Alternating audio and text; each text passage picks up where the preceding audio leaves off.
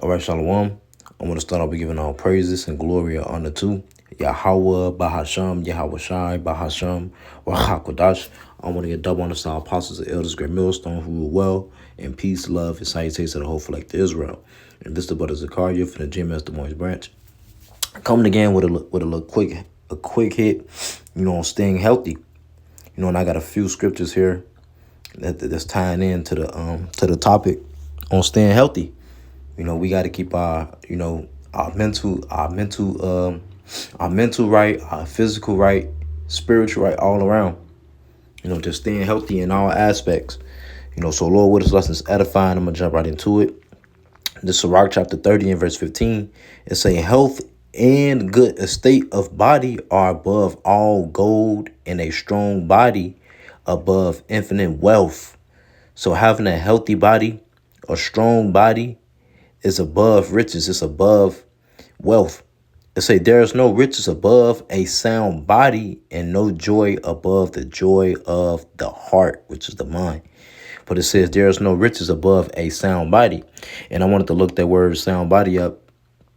I looked it up on Google.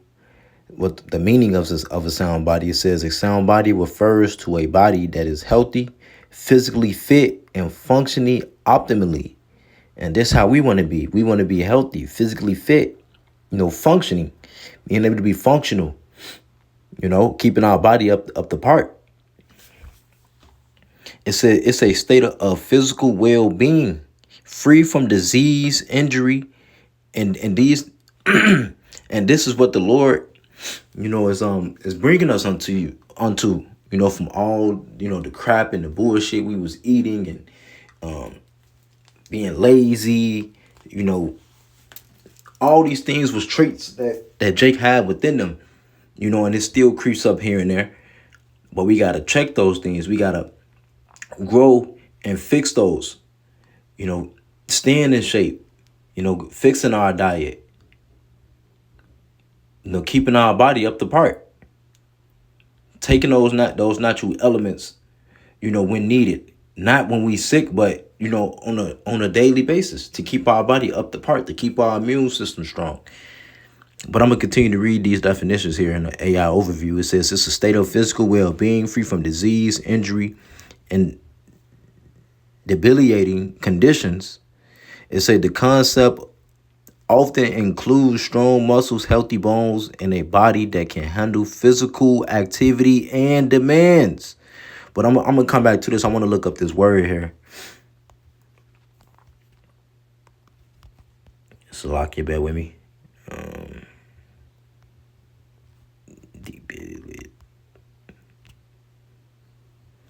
It's a weaken, impair the strength of, enfeeble, make inactive, to weaken, helpless.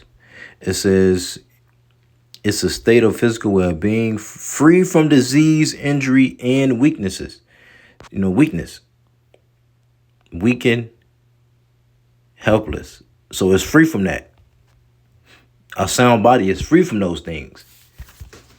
It's free from injury, disease, and that's us keeping up, on our diet, keeping our body in shape. But it says the concept often includes strong muscles, healthy bones, and a body that can handle physical activity and demands.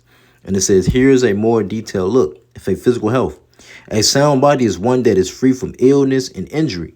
This means having a strong immune system, good organ function, and the ability to recover from minor ailments, which is sicknesses. So by us keeping up, with our body, it allows us to fight off these things. It says it's also physical fitness. It's also about having the physical capacity to perform everyday activities and engage in physical exercise without undue fatigue or discomfort. So if we keeping our body in shape, we wouldn't have those, we wouldn't have undue fatigue or discomfort. And us applying these scriptures allows us to be fatigued and have comfort in these aspects, because it's all for the good. It's all for our betterment. It all works towards something. But that was it. That was it. I wanted on that definition. But I want to go back. Let's go back here. And it says back in Sirach chapter 30 verse 16, it say there is no riches above a sound body and no joy above the joy of the heart. So there's nothing above having a fit body.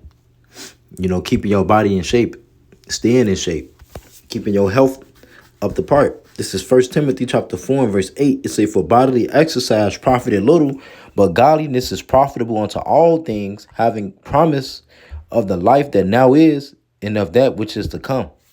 But it says bodily exercise profited little.